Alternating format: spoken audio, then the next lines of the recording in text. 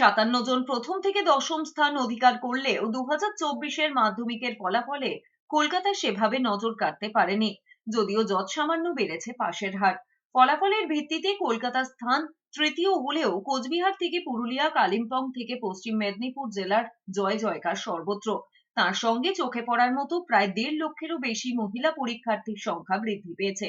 60% বেশি নাম্বার পেয়েছেন 1,18,411 জন। সবচেয়ে নজরদারির বিষয় হলো রেজাল্ট এবং সার্টিফিকেটে কোনো গরমিল যাতে না হয়।